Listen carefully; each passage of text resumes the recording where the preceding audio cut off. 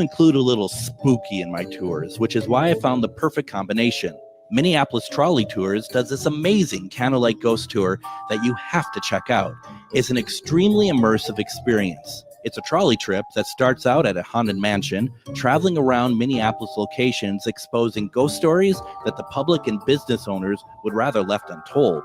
Then a tour of the aforementioned haunted mansion where ghosts of past residents from the 1800s reside, plus a lot of surprises to discover. Next, experience Gertrude's After Hours. Did I mention Gertrude is the mansion's most famous ghost? Maybe she'll show up. And you finish up the tour at Gertrude's Lounge in the haunted basement of the mansion with refreshments and Q&A. The trolleys are climate controlled and the mansion is restored to perfection. Check out MinneapolisTrolleyTours.com for more information. Have you ever met someone who not only can help you on a deep spiritual level, but also potentially change your life? Refined Divine is an extremely gifted psychic medium who travels the nation and lives right here in the Midwest. And she offers mediumship, mentorship, house and business parties, energy healing, palm readings, and so much more. Refined Divine has helped thousands, and she can help you. Hi, this is Psychic Medium Deb. I cannot wait to hear from you. You can go to refineddivinepsychic.com. With a look at your AM 950 weather, I'm Patrick Lilia. Tonight, cloudy with a low of 48, then Wednesday, sunshine with a high of 69. For more than 40 years, the Great Wall Restaurant has been serving up Szechuan and Mandarin favorites. The Great Wall is located just north of 50th in France on the Minneapolis-Edina City line. Check them out at greatwallrestaurant.us. Portions of the following program may be pre-recorded. The views expressed and the opinions given by the individual host, guest, random reptoid, or chupacabra may not necessarily reflect those of AM 950 Radio, its affiliates, or its sponsors. Now, it's time to step into the unknown.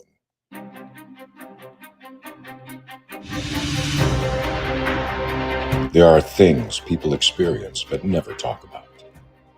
A shadow moving in the corner, flickering of the lights, a disembodied voice. We invite you to talk with us.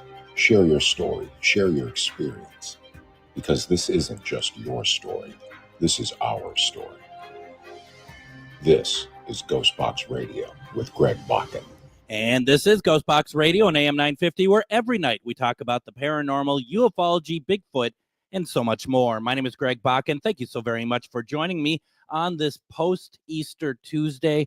Hope everyone had a great Easter, and I hope everybody had just a good time. And if you don't celebrate Easter, I hope you had a great weekend all the same. And, it's just I wasn't on yesterday. I took the night off. I just wanted to kind of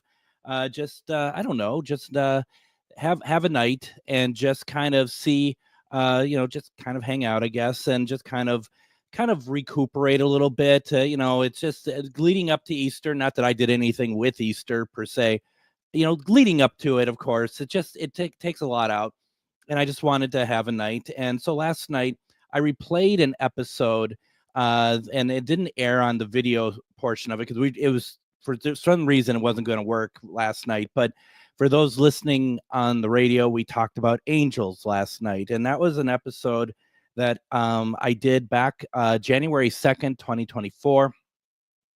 It was my first time doing really one of these by myself, and the reason why I wanted to do it because I think angels communicating with us happens, and that we don't really acknowledge it maybe as much as we should. Some acknowledge it quite a bit, others may not totally believe in such things. So we talked about that last night.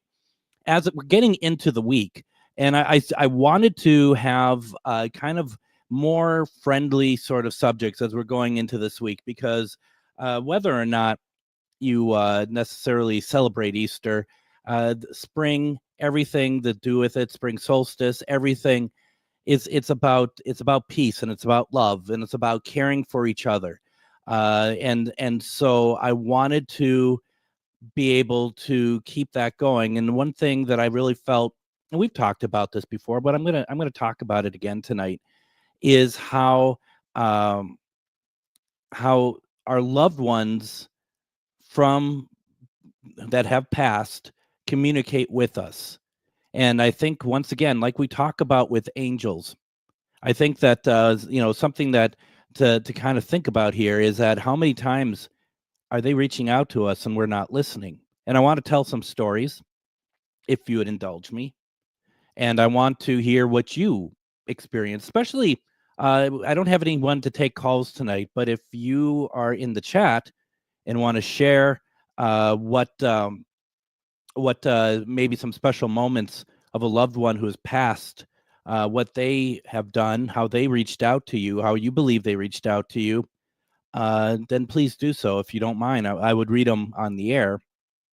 I think something that I find people have a hard time with, and that is believing that they actually had that communication.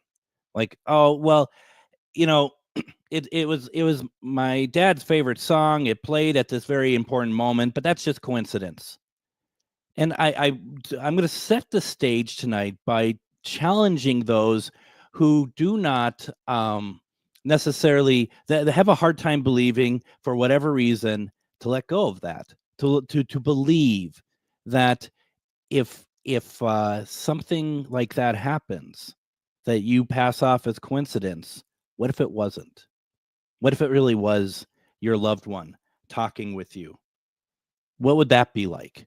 And so, and here's the thing about it: you don't have to acknowledge it to anybody else. It could be very personal. It could be just you and the spirit of your loved one. That's all. It doesn't have to be anything other than that. Today is April 22nd. On April 22nd, 1938, my father was born. And today he would have been 87 years old. And so with that, I had lost him 10 years ago this June. And it's whatever people say about losing a parent generally is true. You don't get over it.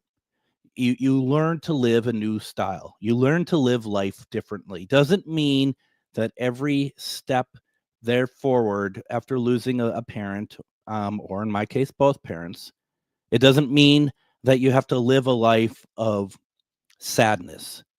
You able to adapt. You able to turn that sadness, at least for myself, and I hope for more than just me.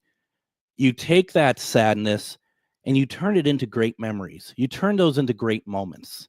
You turn those into moments when you think about the great times you've had together. And sometimes it's hard not to canonize your family when they pass. Start thinking of dad as almost saintly, because he's no saint, but he was a good man. And he was somebody who I would be very proud if someone said to me, "You're like your father," because he was somebody that had a lot of great qualities to him, and he had a very strong moral compass. And so, it's but I look back, I look at April 22nd, not as a, oh gosh, he's gone, I'm so sorry. I took at it as, I am so happy that he was my dad, and he still is. And I actually don't post stuff like that on Facebook, like today is his birthday or anything like that, because I don't want people, because right away, and people are trying to be nice, but people be like, my condolences, I'm so sorry. It was 10 years ago. My emotional structure is somewhere else at this point. So it was, but I appreciate it. But that's why I really don't post about that or about mom, because it doesn't need to be turned into something like that. I'm not looking for attention. I wanted to mark it, so I'm marking it here. But what happens when your family still talk to you and they've passed away? And it happens. And you got to be open to it. You got to understand. And I remember the night that my father, that I got the call that my father had passed away.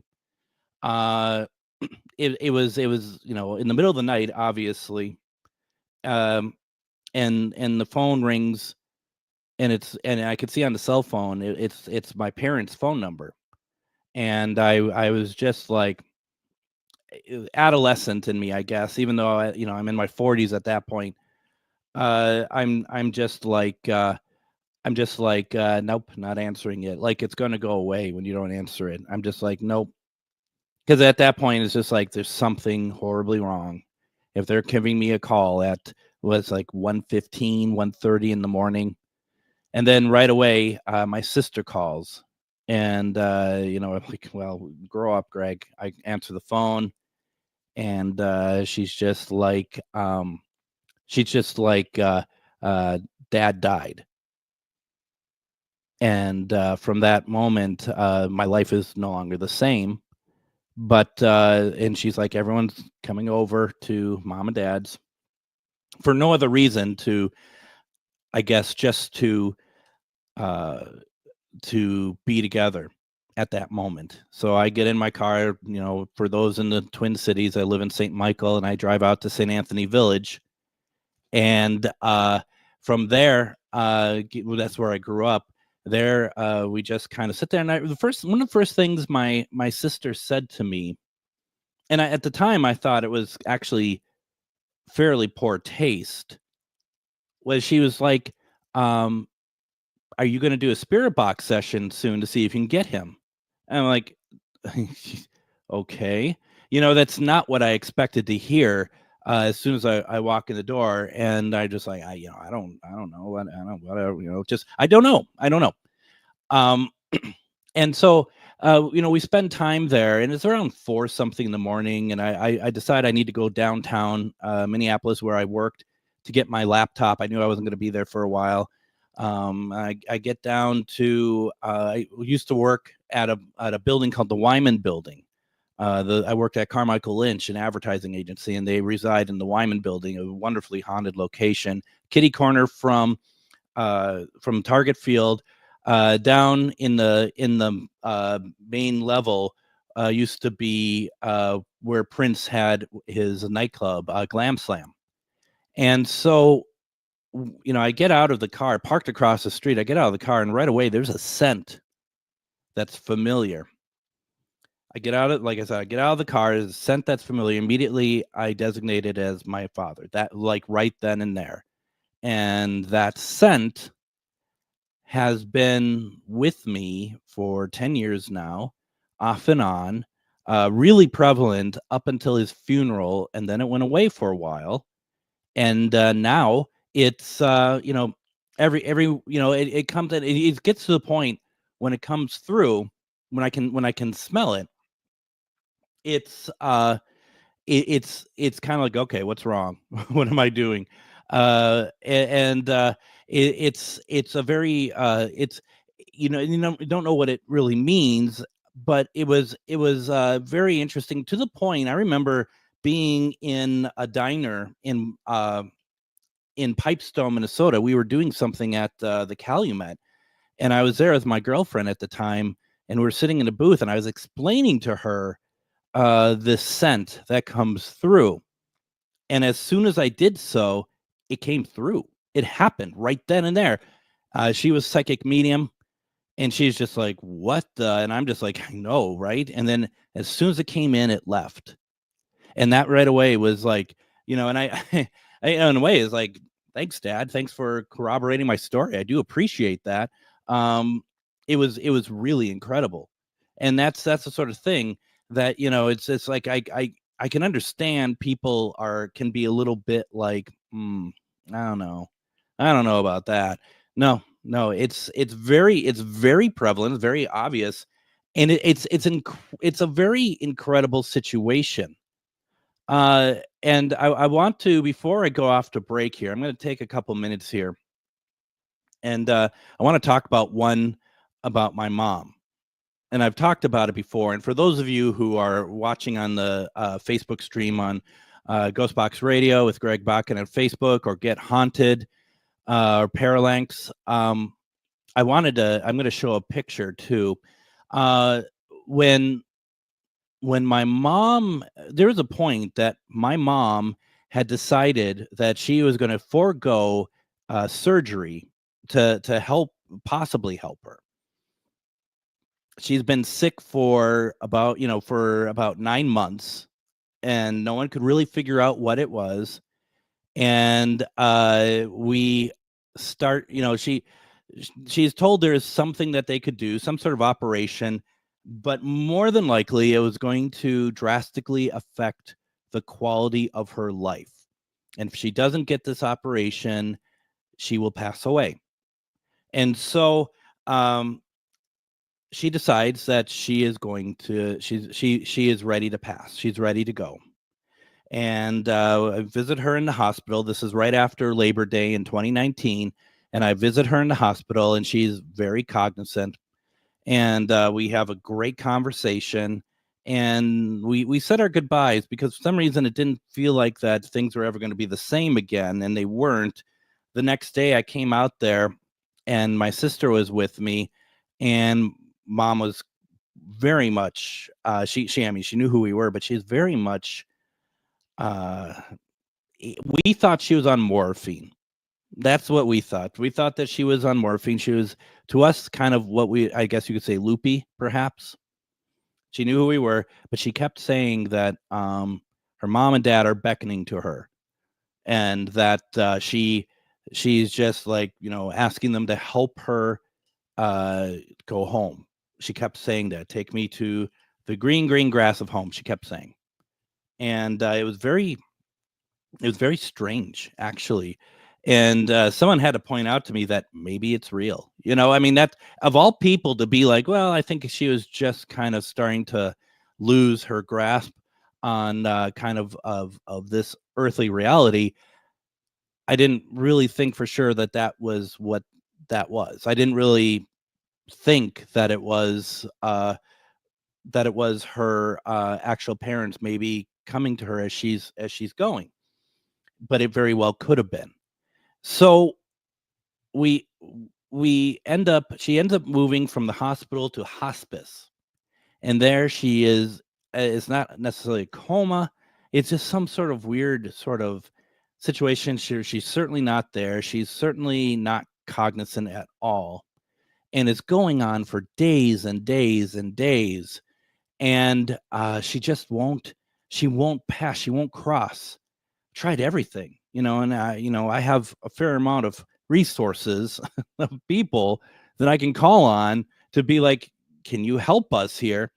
And none of it was working. No, we couldn't get her to cross, and she needed to cross because she was in a horrible state. And I remember one night it's probably like day 5 or 6 in hospice.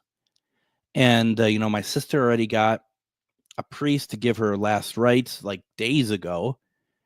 And I get into my truck. And once again, I'm not in St. Anthony this time. I'm in New Brighton. That's where the hospice is.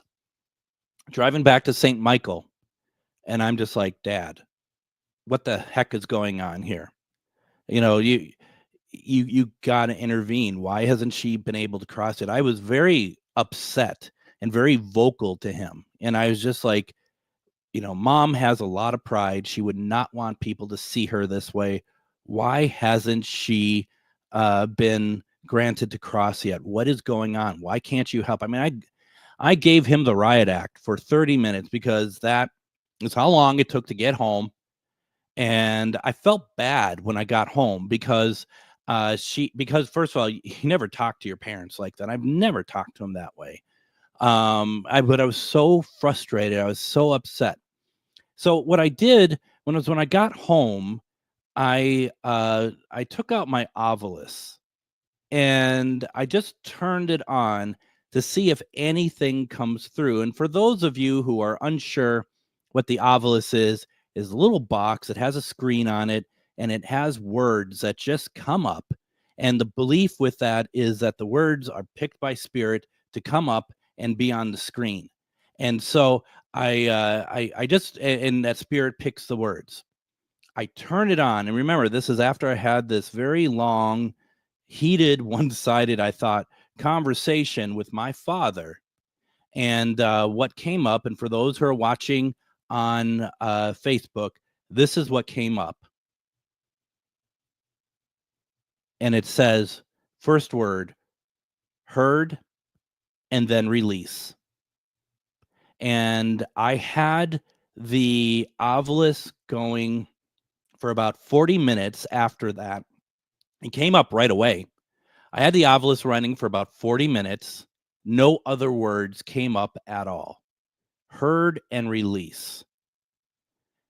What ended up happening was around 1:15, 1:30 in the morning that night, I get a call from my sister saying that mom passed away.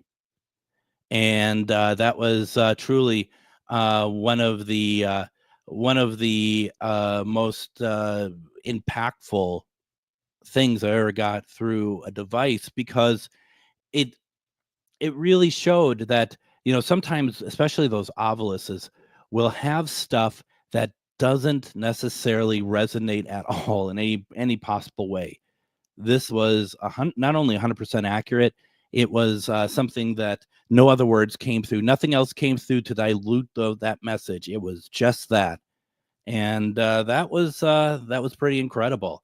And I just find that to be really something pretty special. So definitely, that is definitely one of my favorite things. What I want to do, let's go ahead, take a break here. When we come back, I want to continue this conversation. If you have something in the comments, let me know about loved ones reaching out to you. And we will just continue this going. I have plenty of stories of loved ones reaching out to me. Don't go anywhere. You're listening to GhostBox Radio on AM 950.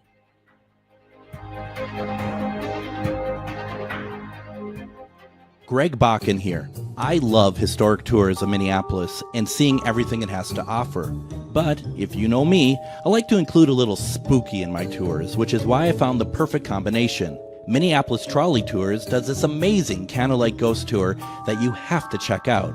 It's an extremely immersive experience. It's a trolley trip that starts out at a haunted mansion, traveling around Minneapolis locations exposing ghost stories that the public and business owners would rather left untold. Then a tour of the aforementioned haunted mansion where ghosts of past residents from the 1800s reside, plus a lot of surprises to discover. Next, experience Gertrude's After Hours. Did I mention Gertrude is the mansion's most famous ghost? Maybe she'll show up. And you finish up the tour at Gertrude's Lounge in the haunted basement of the mansion with refreshments and Q&A. The trolleys are climate controlled and the mansion is restored to perfection. Check out MinneapolisTrolleyTours.com for more information. Have you ever met someone who not only can help you on a deep spiritual level, but also potentially change your life? Refined Divine is an extremely gifted psychic medium who travels the nation and lives right here in the Midwest. And she offers mediumship, mentorship, house and business parties, energy healing, palm readings, and so much more. Refined Divine has helped thousands, and she can help you. Hi, this is Psychic Medium Deb. I cannot wait to hear from you. You can go to refineddivinepsychic.com. Greg Bakun here. Like you, I love good, fresh, delicious food. So I want to tell you about this treasure in Roseville called Maverick's Real Roast Beef. Maverick's has the best roast beef sandwiches I've ever had. Made fresh every order. Add fries or onion rings dropped in the fryer when ordered, and you have a winning combination.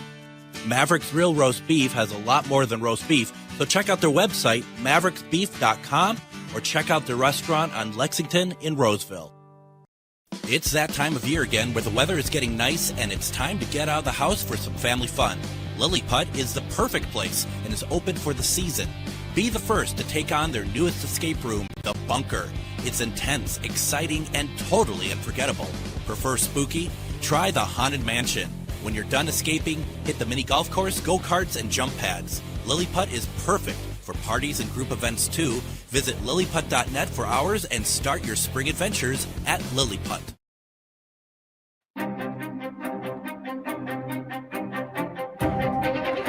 You know, when that commercial for Minneapolis Trolley Tours came out just now during the break, my goodness, this is honestly, I mean, it's always perfect to go doing the trolley tours, but when it's just at the right temperature, when it's in its upper 60s into the 70s, where it's the right temperature to have the windows on the trolleys open when they do the tours, and it's that beautiful like golden dusk or purpley dusk. You got to check it out. You got to go to the Minneapolis trolley tours, go to the haunted locations. They do a true crime tour. Their mansion that it all takes place from 300 Clifton. I mean, honestly, it is everything about what they do is on a different level than almost anywhere else. And you got to go check it out. If you've done it, go again. The weather is nice and they're good people. And I'm looking forward to going again. I'm hoping that maybe we can get in, do something with them again soon. I absolutely love it. We did that Halloween adventure with them last year, and that was a lot of fun. So just go check it out. What you need to do is go to minneapolistrolleytours.com, and from there, all you need to do is sign up, figure out what tour you want, go to the tour calendar. The tour calendar is going to have a list of everything that has coming up.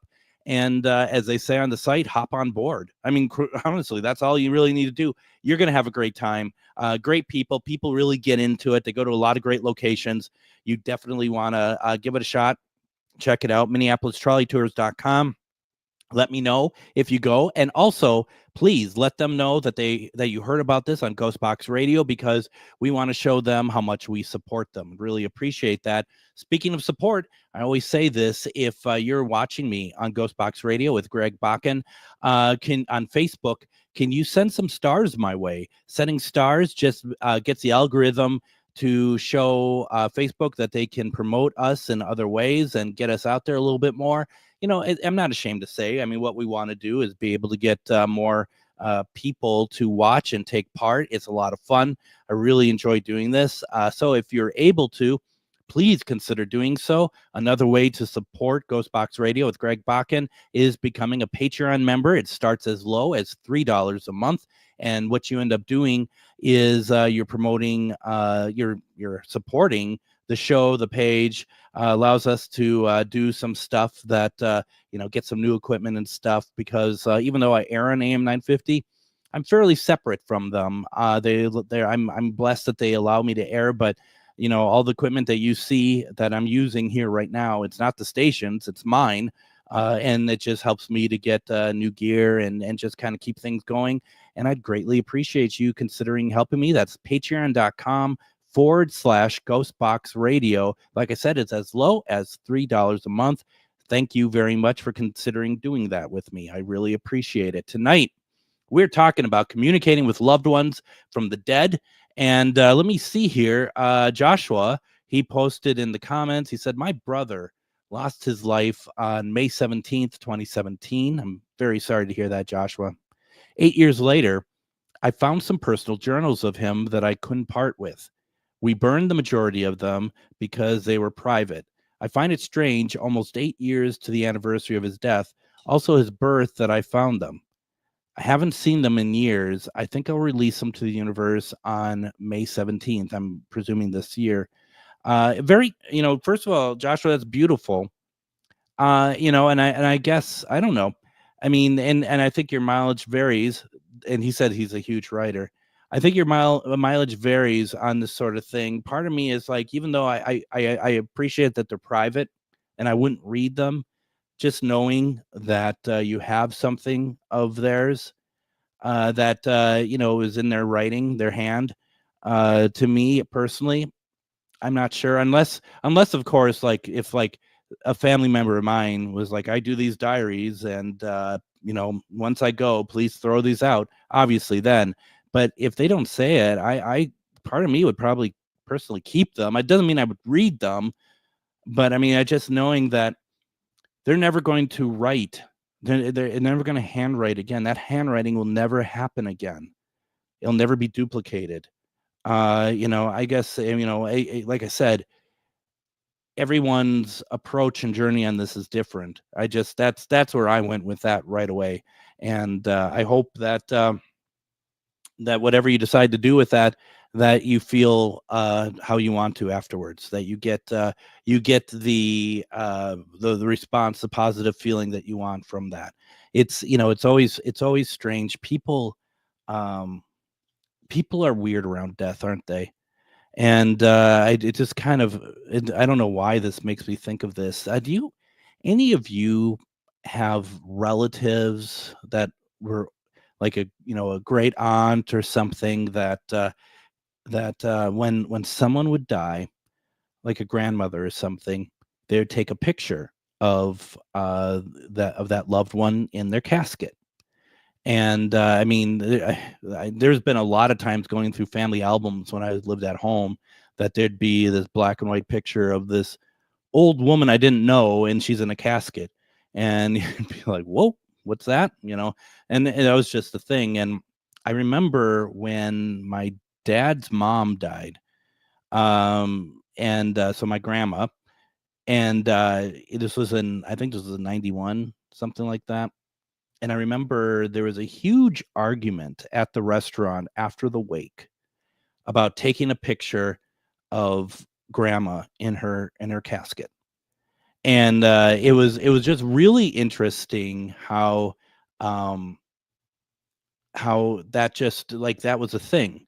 And I still think it is a thing, but I mean, just, it was very, it's especially with the black and white film back in the day, it's very macabre, I always thought. And huge. At first I didn't even think that they were fighting. And all of a sudden, like, the two aunts, one just starts telling the other just to shut up. They just, shut up.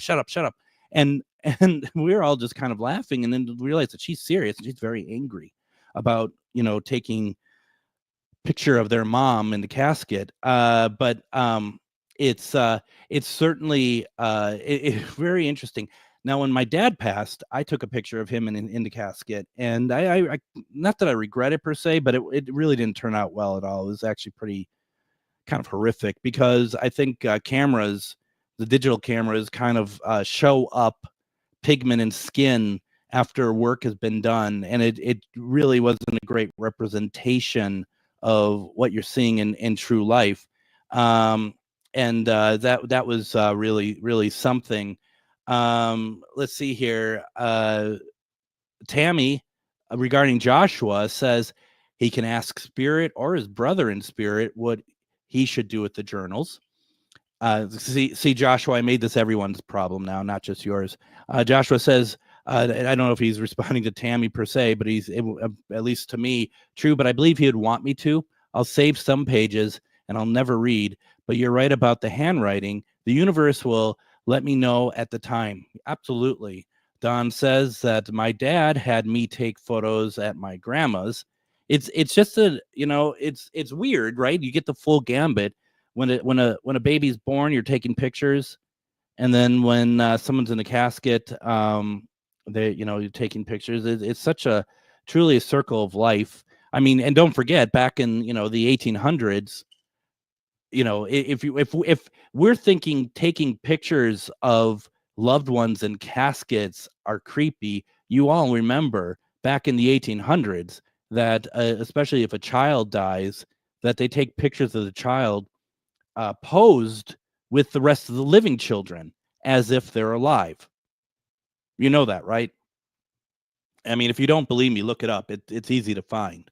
And that's incredible. I mean, and we think about that, and as Joshua is pointing out, as I'm talking about this, we're on the same page here. It was quite common at the beginning of film or photography to photograph the dead, not so much anymore. It's such an interesting thing that was very normal back then, and now there'd probably be charges against you if you try that. I mean, once a family member dies, they kind of take them away. And I'm not advocating that they don't. Don't get me wrong here. But I mean, even if you wanted to, that's not going to happen. They kind of swoop in and kind of take those bodies. So you're not going to get that one last picture with Timmy. So yeah, it's definitely times have changed. But then again, so many of the wakes and even funerals were held in a person's home or family home. And that's, I don't think it's uncommon per se, but certainly, most places, most funerals now take place over at a funeral home or something, or a church or something like that. Very, very interesting to see how our attachment and how our reaction to death has changed a lot over the years. And, once again, too, it's also, and I do a lot of traveling through farm fields and stuff, especially going through Iowa and stuff.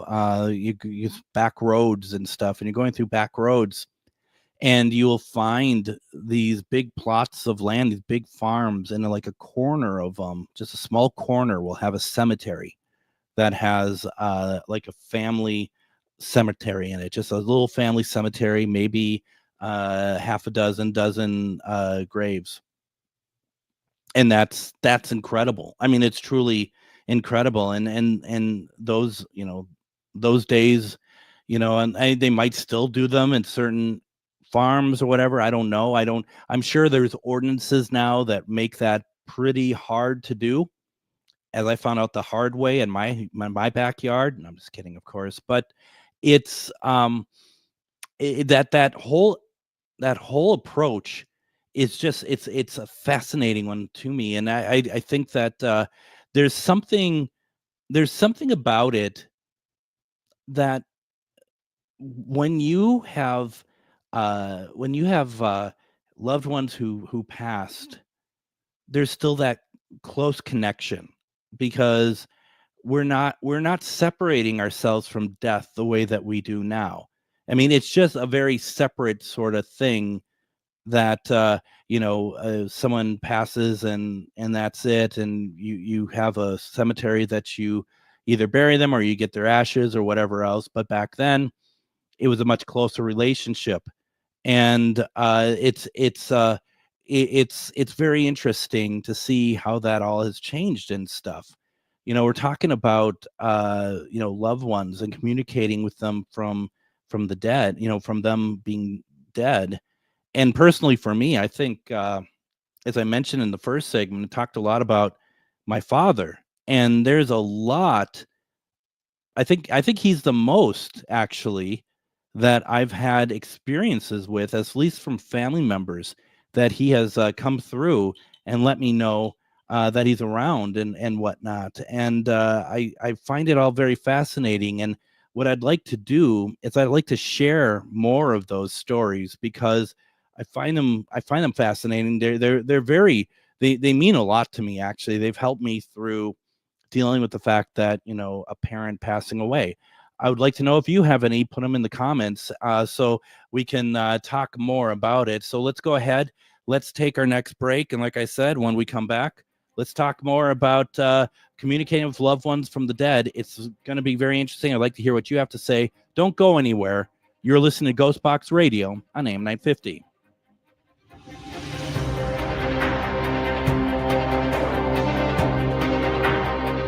Greg Bakun here. I love historic tours of Minneapolis and seeing everything it has to offer. But if you know me, I like to include a little spooky in my tours, which is why I found the perfect combination. Minneapolis Trolley Tours does this amazing candlelight ghost tour that you have to check out. It's an extremely immersive experience. It's a trolley trip that starts out at a haunted mansion, traveling around Minneapolis locations exposing ghost stories that the public and business owners would rather left untold. Then a tour of the aforementioned haunted mansion where ghosts of past residents from the 1800s reside, plus a lot of surprises to discover. Next, experience Gertrude's After Hours. Did I mention Gertrude is the mansion's most famous ghost? Maybe she'll show up. And you finish up the tour at Gertrude's Lounge in the haunted basement of the mansion with refreshments and Q&A. The trolleys are climate controlled and the mansion is restored to perfection. Check out MinneapolisTrolleyTours.com for more information. Have you ever met someone who not only can help you on a deep spiritual level, but also potentially change your life? Refined Divine is an extremely gifted psychic medium who travels the nation and lives right here in the Midwest. And she offers mediumship, mentorship, house and business parties, energy healing, palm readings, and so much more. Refined Divine has helped thousands, and she can help you. Hi, this is Psychic Medium Deb. I cannot wait to hear from you. You can go to refineddivinepsychic.com. Greg Bakun here. Like you, I love good, fresh, delicious food. So I want to tell you about this treasure in Roseville called Maverick's Real Roast Beef. Maverick's has the best roast beef sandwiches I've ever had. Made fresh every order. Add fries or onion rings dropped in the fryer when ordered, and you have a winning combination. Maverick's Real Roast Beef has a lot more than roast beef, so check out their website, mavericksbeef.com, or check out their restaurant on Lexington in Roseville. It's that time of year again where the weather is getting nice and it's time to get out of the house for some family fun. Lilliput is the perfect place and is open for the season. Be the first to take on their newest escape room, The Bunker. It's intense, exciting, and totally unforgettable. Prefer spooky? Try the Haunted Mansion. When you're done escaping, hit the mini golf course, go-karts, and jump pads. Lilliput is perfect for parties and group events too.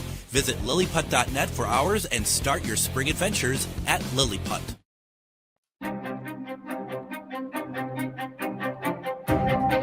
And join me tomorrow on GhostBox Radio with Greg Bakun. As everybody knows, Pope Francis has passed away.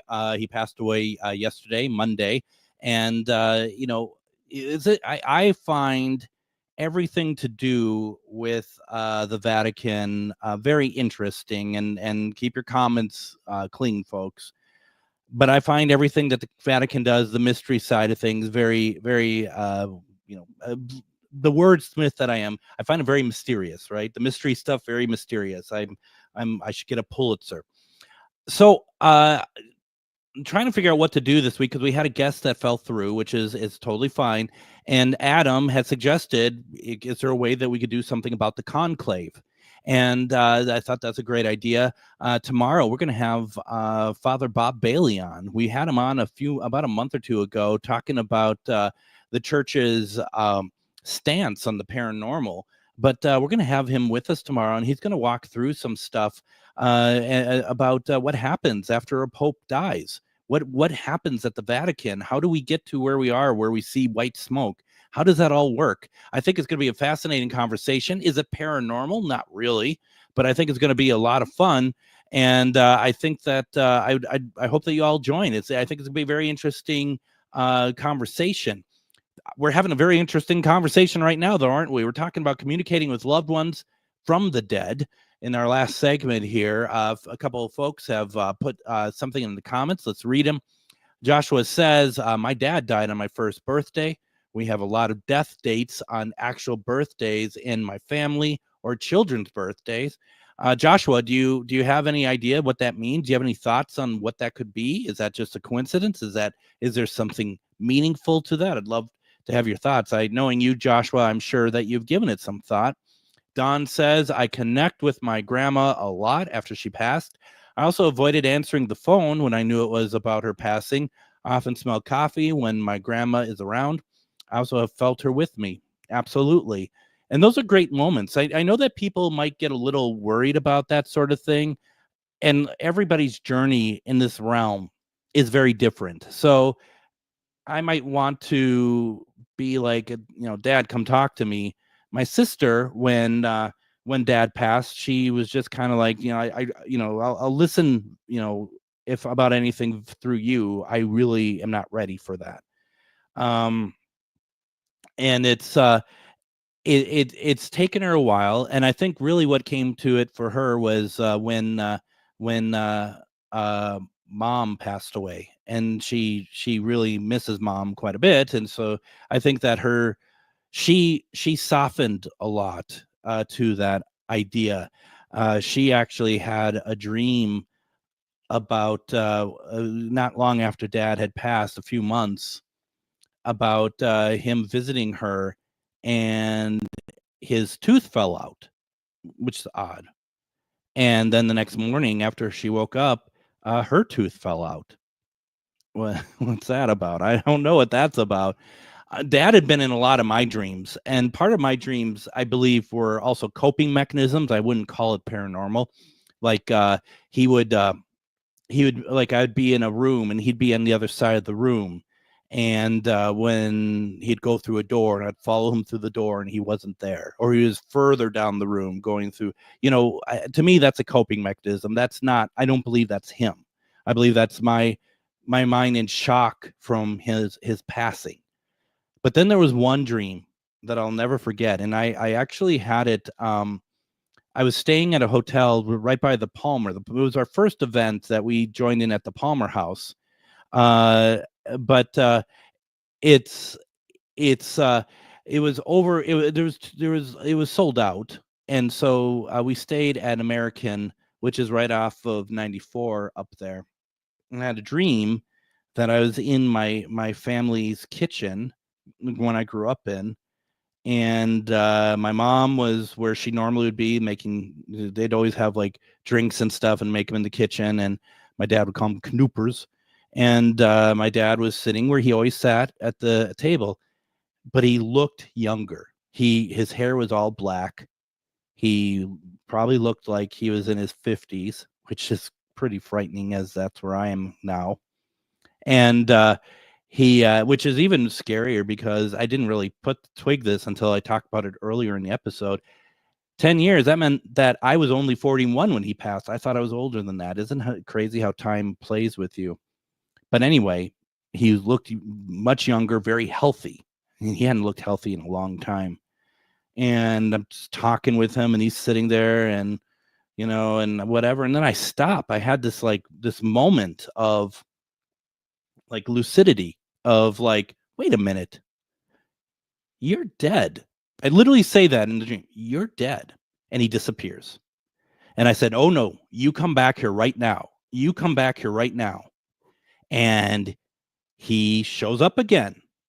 He shows up again. And the thing is that he shows up, and I said, I just want to let you know that I love you very, very much, which is not something I've ever said to him before. We just weren't a family that said that sort of stuff. I think we all like to believe that it's implied. And so I said, I love you very, very much. And the look on his face in that dream is something I'll never forget. Like almost surprise, like he didn't expect me to say it. And I said, I am very angry that you've been taken away from me. I'm very angry. I kept repeating it until I finally woke up. And it's just really funny. And it's in an ironic sort of way. It's just an amazing dream, one I'll never, ever forget. I cherish it, actually. That I believe is him. I totally believe that's him. And that there's a bit of closure to that because my stance on all that had changed quite a bit from that. And I think it's fantastic. It's a fantastic moment in my life.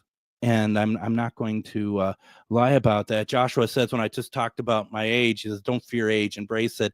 Y'all gotta understand, everyone here, I just love you all, but you all always seem to have like some sort of sage advice for me. Trust me, I embrace it probably more so than you do. And it's just one of those things, though, that it just kind of, it doesn't matter if I'm embracing or not. Thinking that it was, I was like in my later 40s and my earlier 40s, it's just what it was. And I find it, and that's the interesting thing. As you get older, you do end up not remembering things quite as well. It doesn't mean because you're losing it or anything, but it does have moments of the clarity that the non-clarity, I guess, not there as much as it used to be. But everyone always wants to give me sage advice. Trust me, I am embracing it. You have no choice but to embrace it. And 51 is not old anyway. So another dream, and dreams are important here. Anyone ever heard of Strawberry Point, Iowa? And that's well, first of all, it's in Iowa. And we were going down to a location, to a house, and we may have talked about it before. It's one of the most haunted houses I've ever been to. And we're shooting, my friend Nicole Hoppala and I were shooting for a web series that we do.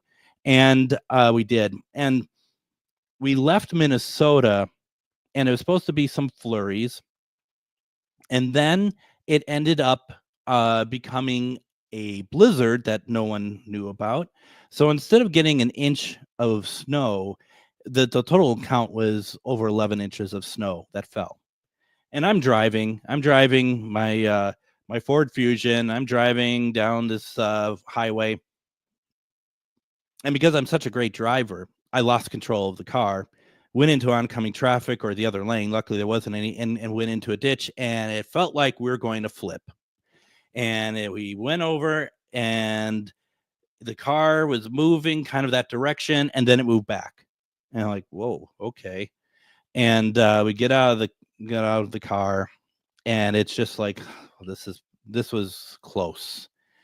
And let me get the car out of the ditch, and I'm struggling with getting this car out of the ditch, just like go up the hill a little bit, slide back down, go up the hill. And Nicole is just like, do you mind if I try? And I'm like, sure, sure, go for it. She gets in, get right up the hill, and she's right back on the road. And it's like, I really shouldn't probably drive cars. And she took the drive the rest of the way, which was harrowing to say the least. It was horrible, absolutely horrible. We didn't get to Strawberry Point. We had to stop somewhere because it was so bad. And we're in a hotel room, and I'm asleep. And I'm in the hotel room in my dream, and there's Dad. And I'm like, Dad, did you stop the car from flipping? That's what I said to him. And he just shakes his head as yes. Didn't say a word, just yep. And well, that woke me up. It was pretty incredible. So we get to this house, right, in Strawberry Point, Iowa. And like I said, we'll talk more about this place some other time, because this place is legit, and it's probably one of the most haunted houses I've ever been. Not a bad thing, but it's there. And I'm there with Shannon and her husband, and we're doing an investigation, and we're recording it. We're doing all the stuff. It's all multiple cameras, that sort of stuff. And through the Ovilus, once again, and this is before the Ovilus information that I had shared earlier, we were in there, and all of a sudden the Ovilus says nickel. And everyone's like, nickel, like Nicole. And I'm like, oh, for God's sake, just because something sounds relatively like a name doesn't mean it's the name. Stop. I'm like, stop, like, grasping at straws. And then after nickel was bacon. And I'm just like, okay, like Bakun. And I'm like, maybe. And so we're doing flashlight, and I'm just like, and it's turning on and off and whatever. And I'm like, okay, well, let's see. Are you here for somebody? I ask. And the flashlight turns on and turns off. Okay, someone in this room, turns on, turns off. And so what you do is you go, are you here for Shannon? Nothing. You here for, Todd? Nothing. Are you here for Nicole? Nothing. Are you here for me? The flashlight turns on and it turns off. I'm like, are you my dad? And it turns back on. And everyone in the room, apart from me, is all like, oh my God, and all this stuff. And I'm just kind of like, I don't like the attention on me doing paranormal investigations. And I suddenly kind of all hell broke loose, and not in a nasty way. We start hearing music. Like, where's this music coming from? We start, we start getting, it gets cold in there. There's another scent, and it's the scent that when my dad wore cologne, and don't judge him, it was Stetson, that showed up out of nowhere. It became very obvious that he was there. Other spirits were there. Things started going, it just got really, really interesting very fast. And it was insane. It was absolutely insane. And it blew me away. I was speechless for literally the rest of the trip. And Todd, he got to hear his brother through the spirit box, which was incredibly moving for him. This house, someday we'll talk more about the house itself. Truly an interesting, incredible location. But my goodness, the way that Dad came through, it's just like, wow. My mom has yet to come through at all, and I don't look at that as a bad thing. She hasn't really shared a whole lot with my sister, and I don't look at that as a bad thing. And I always think of Mom as somebody who likes to leave everyone alone. Doesn't mean she's not watching.